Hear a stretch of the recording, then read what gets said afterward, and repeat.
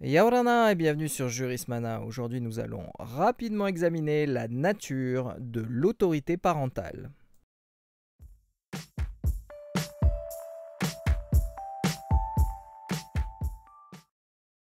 L'autorité parentale est un ensemble de droits et de devoirs exercés par les parents dans l'intérêt de leurs enfants mineurs non émancipés. L'autorité parentale est automatiquement dévolue aux pères et mères dont la filiation est établie. En cas d'adoption plénière, ce sont les adoptants qui sont titulaires de l'autorité parentale et c'est le même principe qui s'applique en cas d'adoption simple.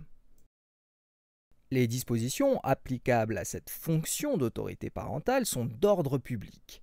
Aucune renonciation, aucune cession portant sur l'autorité parentale ne peut avoir d'effet si ce n'est en vertu d'un jugement.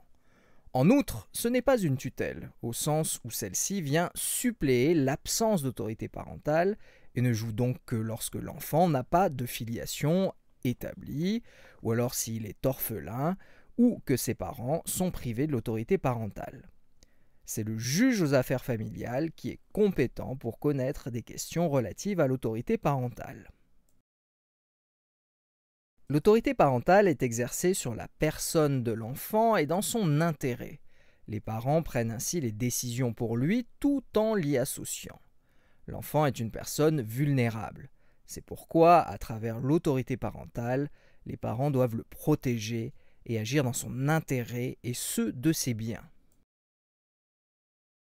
L'autorité parentale dure jusqu'à la majorité de l'enfant ou son émancipation. Certaines prérogatives ou obligations, cependant, peuvent avoir un délai plus court ou plus long. C'est le cas par exemple des frais de scolarité qui doivent être assumés par les parents, même après la majorité de l'enfant.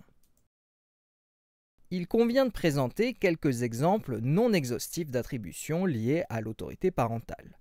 Premier exemple, le domicile de l'enfant se situe chez ses parents. L'enfant ne peut quitter la maison familiale sans autorisation et ne peut être retiré que dans les cas nécessaires et déterminés par la loi. Le logement de l'enfant fait partie de l'obligation d'entretien des parents, qui sont par ailleurs civilement responsables de lui.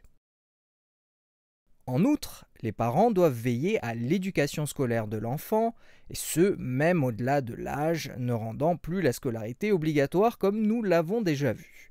Les parents choisissent le mode éducatif parmi le cadre fixé par le législateur. Les parents doivent également assumer les frais d'éducation. Troisième exemple, les parents ont une obligation de veiller sur la santé de leur enfant. Avant tout acte médical, l'autorisation des parents est requise, sauf en cas d'urgence ou pour certains types d'actes, dont la vaccination obligatoire. Pour finir, et en matière de droit à l'image, depuis le 21 février 2024, il est expressément prévu que les parents protègent la vie privée de leur enfant et qu'ils protègent en commun le droit à l'image de leur enfant mineur dans le respect du droit à la vie privée, mentionné à l'article 9 du Code civil. Et voilà, nous en avons terminé avec cette rapide vidéo sur la nature de l'autorité parentale. Merci à tous et à très bientôt sur Jurismana. Parheane!